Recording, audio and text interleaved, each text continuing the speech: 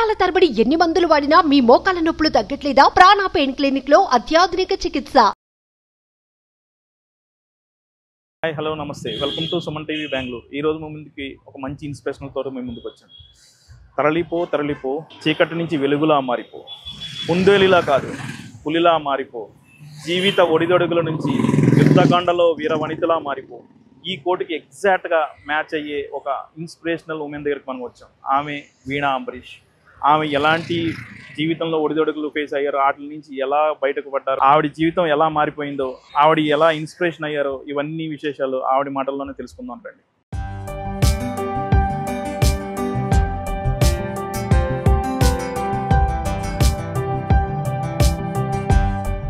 నమస్కారం. మీ ఇప్పుడు ఈ కర్రీ దోశ అనే షాప్ ఇక్కడ స్టార్ట్ చేశారు కదా, ఇక్కడే స్టార్ట్ చేశారా అంతకుముందు ఎక్కడైనా? దీనికి ముందు నేను ఒక బండిలో వచ్చి ఓమ్ని కార్లో జేపీ నగర్ 7th phase లో స్టార్ట్ చేశాను. అక్కడ ఒక 8 months రన్ చేసేసి ఆమె ఇప్పుడు ఇక్కడ స్టార్ట్ చేశాను. ఆ తర్వాత ఇక్కడికి వచ్చారు. ఓకే, అసలు మేము మీ గురించి తెలుసుకున్నాం. మీ గురించి తెలిసి చాలా ఇన్స్పిరేషన్ స్టోరీ మీది. ఎప్పుడైతే మీరు స్టడీస్ నుంచి అవన్నీ కూడా మీరు అసలు ఈ మనకి ఇది కర్రీ దోశ అని పెట్టాలని ఆలోచన ఎలా వచ్చింది, ఎప్పుడు వచ్చింది మీకు? నాకు ఇది లాస్ట్ ఇయర్ వచ్చింది. యాక్చువల్లీ ఫిబ్రవరి దాకా నేను ఐటీలోనే పనిచేస్తాను. నేను ప్రోవరెన్ సొల్యూషన్స్ చేస్తాను. సో అది అయిన తర్వాత ఒక 1 month గ్యాప్ తీసుకున్నాను. లేదు, యాక్చువల్లీ అంటే లాట్స్ ఆఫ్ స్ట్రగుల్స్ ఉండే. నాకు కొంచెం లాంగ్ టైం స్ట్రెచ్ గా కూర్చొని కొంచెం ప్రాబ్లమ్ అవుతా ఉండే నాకు. సో అందుకని వేరే ఏదైనా చేస్తామన్నప్పుడు నాకు ఈ ఐడియా వచ్చింది. ఓకే, ఇప్పుడు మీరు లాంగ్ టైం స్ట్రెచ్ అన్నారంటే మేము విన్నాం దట్ మీరు చదువుకునే రోజుల్లోనే మీకు ఒక బిగ్ యాక్సిడెంట్ జరిగింది. యాక్సిడెంట్ జరిగి మీరు చాలా ఇబ్బందులు పడ్డారు ఆ టైంలో. అసలు ఏంటి, ఎలా? నాకు ఒక 3 surgeries అయింది. ఆమెకి నాకు ప్లాస్టిక్ సర్జరీ చేశారు. యాక్చువల్లీ నాకు ఒక బస్సు క్లాష్ అయ్యి నాకు రైట్ ఫుట్ లేదండి. సో ఫుట్ లేదు, నాకు ఫుట్ లేదు. అందుకని వాళ్ళు ప్లాస్టిక్ సర్జరీ చేసి అండ్ 3 operations చేశారు. బట్ స్టిల్ వెయిన్స్ అని ఏది సపోర్ట్ చేయలేదు. అందుకని ప్లాస్టిక్ సర్జరీ చేసి ఇచ్చారు. సో లాంగ్ టైం కూర్చోనేకైనా, long time travel or long time sitting నాకు అయ్యేది. స్టాండింగ్ అయితే ప్రాబ్లం ఉండదా? అది కూడా ప్రాబ్లమ్. మాక్సిమం ఒక 3 to 4 hours అంతే. దానిపై నా వల్ల అయ్యేది. ఏ టైంలో జరిగింది ఇది? నేను సెకండ్ PUC చదివాను. సెకండ్ PUCలో ఆమెకు నేను డిగ్రీను చేశాను, డబుల్ డిగ్రీను చేసేసాను. బ్యాంక్ లో స్టార్ట్ చేశాను నా కెరియర్ ని. ఆమెకి అక్కడ నుంచి ఐటీకి షిఫ్ట్ అయ్యాను. బ్యాంక్ లో కూడా చేశారు? బ్యాంక్ లో HDFC లో సేల్స్ ఆఫీసర్ గా ఉంటున్నాను నేను. ఆమెకి యాక్సిస్ బ్యాంక్ లో రిలేషన్షిప్ మేనేజర్ గా ఉంటుంది. అది అయిన తర్వాత నేను ఐటీ స్టార్ట్ చేశాను కెరియర్. అదయ్యి ఆమెకు కదిలిపి దాన్ని క్విట్ చేసి దాని నుంచి ఇక్కడికి ఇలా వచ్చాను. మీరు చాలా స్ట్రగుల్ చేసి ఉంటారు కదా టైం. మీ పేరెంట్స్ గాని అలా వాళ్ళు ఎలా సపోర్ట్ చేశారు మీకు? వాళ్ళ సపోర్ట్ ఉంటది కదా. సో ఆబ్వియస్లీ ఇది అంటే ఉంటది కదా. ఓకే, ఈ కూర్చుని మీకు ఇబ్బంది ఉంది. అప్పుడు మళ్ళీ మనం మీరు ఏదైనా చేయాలి అని చెప్పి మీరు బయటకు. ఇంకొకటి నాకు ఫస్ట్ నుంచి ఏదైనా బిజినెస్ చేయాలనేది ఉండే. నాకు ఫస్ట్ నుంచే ఉండేవి. దానికనే ఏమో నాకు తెలియకుండానే నేను బిజినెస్ అడ్మినిస్ట్రేషన్ MBA అలాగే తీసుకున్నాను. అలాగే నాకే తెలియకుండా నేను ఆ సబ్జెక్ట్స్ ఓరియంటెడ్ గానే ఉండిపోయాను నేను. సో ఆమెకి లైక్ ఐ థాట్ HR గా ఉండి ఆమెకి దాని నుంచి బ్యాక్ టు బిజినెస్. కానీ ఆల్మోస్ట్ మీరు ఈ ప్రాబ్లం, మీరు ఏదైతే యాక్సిడెంట్ జరిగినప్పుడు ప్రాబ్లం, ఆ యాక్సిడెంట్ ఎలా జరిగింది మీకు? అంటే రోడ్ క్రాస్ చేసేటప్పుడు ఒక సిగ్నల్ ఉండి అప్పుడే, కానీ కొంచెంగా ఇలా క్రాస్ చేసేటప్పుడు బ్యాగ్ టచ్ అయ్యి బస్సుకి కింద పడి నేను టైర్ పైన కాలిపోయిన. కానీ ఆ టైంలో మీరు చేసిన స్ట్రగుల్ కానీ చాలా చాలా చాలా చాలా ఉండే. ఎన్ని ఇయర్స్ పట్టిందండి మీకు మళ్ళీ బయటికి రావడానికి? మళ్ళీ నార్మల్ 2 years పట్టింది. హాస్పిటల్లో 6 months ఉండిపోయాను నేను. కంటిన్యూస్ గా 3 surgeries అయ్యింది నాకు. ఒక 6 months హాస్పిటల్లోనే బెడ్ రిడన్ గానే ఉంటుంది. దాని తర్వాత నార్మల్ గా లేసే కవ్వలేదు నాకు. So I was using this walking stick. ఆమెకి నా వాకింగ్ స్టిక్ నుంచి కస్టమైజ్ చెప్పులకి వచ్చాను, కస్టమైజ్ చెప్పుల నుంచి నార్మల్ చెప్పులకి వచ్చాను. సో ఇట్ టుక్ స్టేజెస్ అండి. So 2 years to stand on my own foot. It took 2 years. 2 years. Okay, after మీరు ఈ IT జాబ్ అయితే మానేసిన తర్వాత ఓకే, అప్పుడు నెక్స్ట్ ఏం చేద్దాం అనుకుని ఇదే ఐడియాకి ఎందుకు వచ్చారు మీరు? యాక్చువల్లీ నాకు ఆల్వేస్ ఐ థాట్ అంటే ఇక్కడ మసాలా దోశ అంటే చాలా ఫేమస్ బాగా, కరెక్టా? సో మన సైడ్ లోని నాన్ వెజ్ ఫేమస్. సో ఆ మసాలా ఈ దోశ అంటే ఇది మధురై ఒరిజినేట్. సో నాకు ఈ తమిళనాడు స్టైల్ కుకింగ్ వస్తుంది, కొంచెమైనా నాకు వస్తుంది. బికాస్ మా ఇంట్లో తమిళనాడు స్టైల్ తింటాం కదా, అందుకని ఆ కుకింగ్ స్టైల్ వస్తుంది. సో ఆమెకి మా అవ్వ వాళ్ళ సైడ్ నుంచి అడిగి మసాలాస్ ఎలా చేస్తారు, ఏం చేయాలి, ఓన్ అన్ని నేనే నేర్చుకొని నేను చాలా ప్రాక్టీస్ చేసి ఆమెకి ఒక మసాలా కరెక్ట్ గా ప్రపోర్షన్ అన్ని చూసుకొని ఆమెకి నేను ఇక్కడికి వచ్చాను. ఓకే, ఇప్పుడు మీరు చేసే ఈ కర్రీ దోశ దాంట్లో ఏది మంచి స్పెషల్? ఎందుకు మన ఇక్కడికి వచ్చే మీ దగ్గరికి వచ్చే వాళ్ళు ఏది బాగా ఇష్టంగా తింటారు? యాక్చువల్లీ నా దగ్గర 3 వెరైటీస్ ఉందండి. ఒకటి చికెన్ కర్రీ దోశ, ఇంకొకటి ప్రాన్ కర్రీ దోశ, ఇంకొకటి మటన్ కర్రీ దోశ. 3కి మసాలాలు వేరే వేరే మసాలాలు పెట్టాను. ఏ దానికి సేమ్ రిపీటెడ్ మసాలా సేమ్ ఉండదు. ఒక దోశ తింటే వేరేలాగా ఉంటుంది, వేరే టేస్టే ఉంటుంది.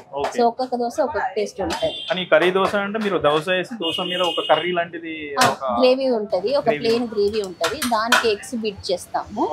ఫస్ట్ ప్లెయిన్ బ్యాటర్ వస్తుంది, దానిపైన గ్రేవీ వస్తుంది, సాల్నా వస్తుంది. దానిపైన మీరు ఏది చూస్ చేస్తారో చికెన్, ప్రాన్, మటన్ అని దానిపైన స్టఫ్ చేసి డబుల్ సైడ్ రోస్ట్ చేసి ఇస్తాము. ఓకే ఓకే, అదైతే బాగా ఎక్కువ ఏది ఇష్టపడి తింటారు అందరూ? చాలా మటన్ కు వెళ్తారు. సండేస్ లో మటన్ చాలా వెళ్తుంది. ఇంకా సీ ఫుడ్ లవర్స్ అయితే ప్రాన్ తీసుకుంటారు. ప్రాన్స్ ఉంటుంది రోజు. అది అంటే మా సైడ్ లో దాన్ని తన్ని కొళము అని చెప్తారు. తన్ని కొళము ఇస్ లైక్ వాటరీ లా ఉంటది, మసాలా లాగా heavy masala, coconut wave movement. So it is like chops గా ఉంటది. ఆ పీస్ మీకు పెద్దగా వస్తుంది, రిప్ కేజ్ పీసెస్ వస్తుంది, కానీ కోకోనట్ వేసేది మనం దాంట్లో. మీరు ఇప్పుడు ఈ కర్రీ దోశ అనేది ఇప్పుడు చాలా మంది ఇష్టపడి తిన్నారు, మనం చూసాం ఇక్కడ అందరూ. బట్ ఈ కర్రీ దోశ మీరు ఇంకా ఏమైనా బ్రాంచెస్ ఉన్నాయి? ఇది ఒకటే ప్రెజెంట్? లేదు, ఇది ఒక్కటే బ్రాంచ్ ఉంది నాకు ప్రెజెంట్. ఇది ఒక్కటే ఉంది. ఇంకా ఎక్స్పాండ్ చేసి ఆలోచన ఉందా? ఓకే, లేదంటే ఫ్రాంచైజ్ టైప్ ఏమైనా ప్లాన్ చేసి దీన్ని మొత్తం అంతా వాళ్ళకి మసాలాస్ అన్ని హ్యాండ్ ఓవర్ చేసి ఒక ఫ్రాంచైజ్ కైండ్ చేసి అనే ఆలోచన ఉందా? ఆ ప్లాన్ కూడా ఉంది నాకు. 2 ఆప్షన్ పెట్టుకున్నాను.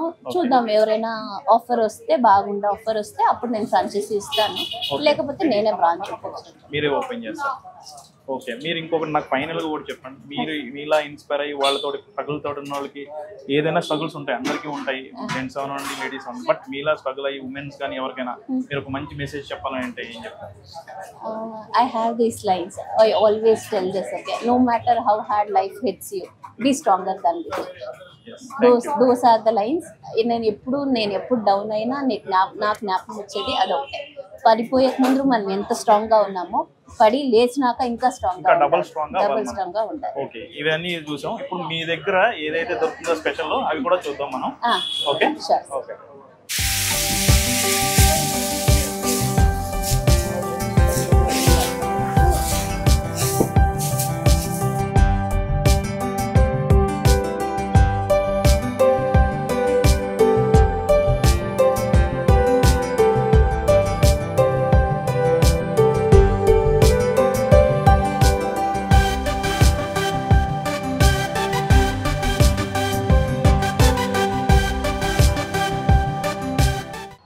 చేస్తున్నారు కదా, ఇది ఓన్లీ ఎగ్ టాపింగ్ చేశారు కదా.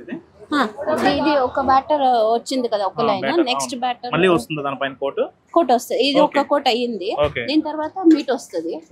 అంతే, మీట్ అయిన తర్వాత డబుల్ సైడ్ రోస్ట్ అవుతుంది. ఓకే, ఇప్పుడు మీరు ఇది చేస్తున్నారు కదా, మీకు ప్రెజెంట్ మీ ఫ్యామిలీ నుంచి ఎవరు సపోర్ట్ ఉన్నారు? మీ హస్బెండ్ చేస్తున్నారు? హస్బెండ్ జొత్తులో ఆయన చూసుకుంటున్నారు. Okay okay. ఇప్పుడు మీరు ఇందులో అన్ని చికెన్ ఒకటి చేస్తారు, మటన్ ఒకటి చేస్తున్నారు, నెక్స్ట్ ప్రాన్స్ ఒకటి చేస్తారు, ఎగ్ అన్ని కూడా చేస్తారు. బట్ ప్రైసింగ్ చూసుకుంటే చాలా తక్కువ ఉంది కదండి చూసుకుంటే.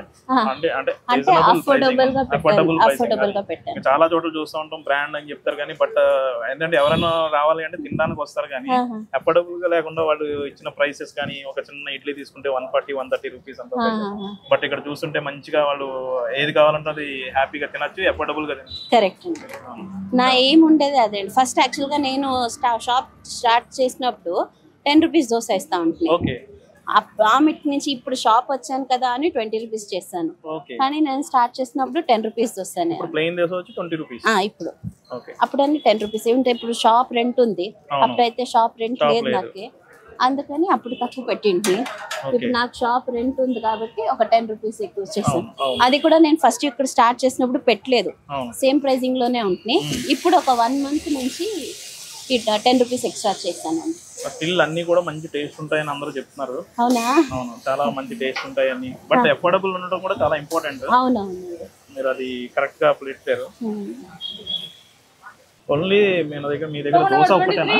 అంటే everyday evening 6 to 10 shop run అవుతుంది. దోశలు మాత్రం ఉంటుంది. ఓన్లీ ఈవినింగ్ ఉంటుంది. ఓన్లీ ఈవినింగ్ మాత్రం. మార్నింగ్ ఆఫ్టర్నూన్ లేదు.